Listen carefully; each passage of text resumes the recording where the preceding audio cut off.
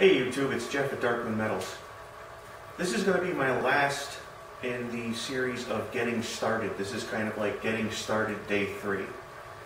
And I've been able to clean up the garage. I made myself some more space. And I even have a few projects underway. And I have a couple people coming in to have me either build things or repair things. And I'm getting a couple of dollars here and there. But the one thing you truly need to do to get started is actually mentally prepare for starting your own business.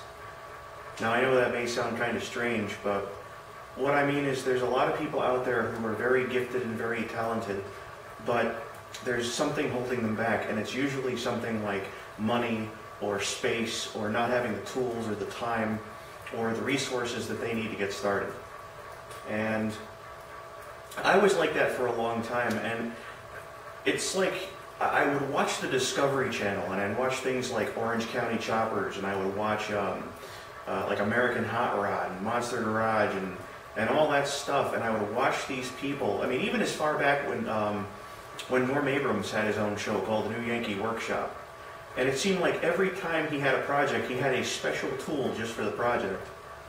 And you know, it starts to gnaw at you after a while, because you see these people who have become famous not because of necessarily just their creativity, but the stuff they have access to.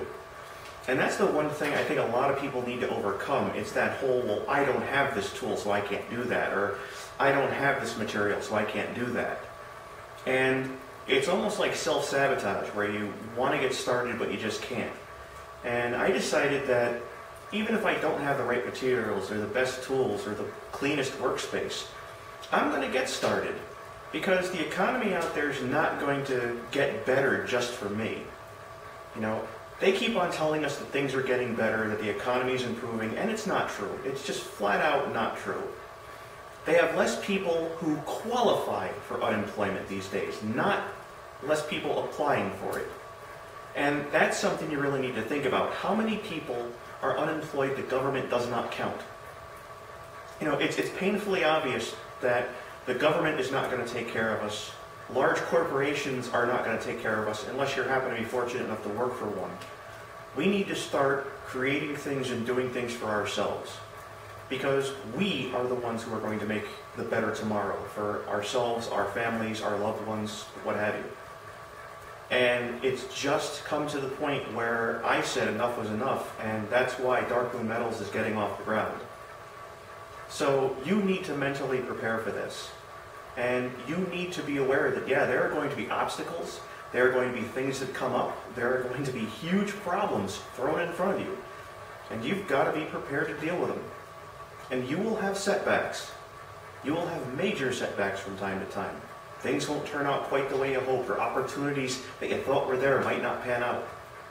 But it's all a matter of sticking to your guns, relying on yourself, and making it happen.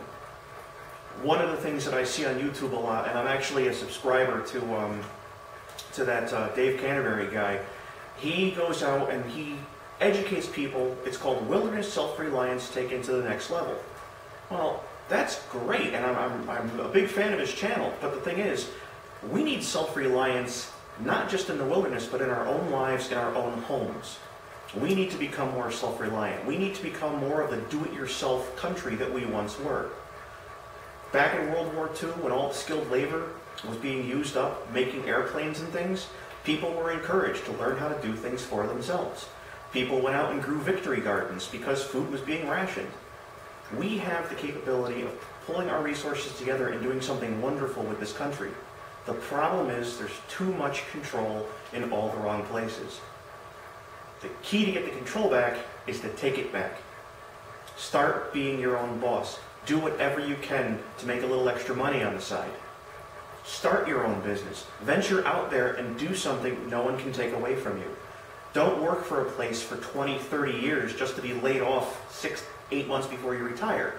It's an all too common story. These old guys, they stayed at these corporations, these companies for years, and then 6 months before their retirement, they get fired, or they get laid off, or something happens where they lose their job.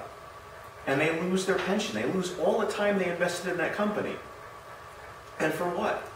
The mentality in the 1950s was you get a job for a corporation, You make a decent amount of money, you go on vacations with your family, and you live the American life. You buy a home, buy a car, but now we're not sticking with one company. There are people out there who've been in the field for a while who say you need to change your job every 3 to 5 years just to keep yourself marketable.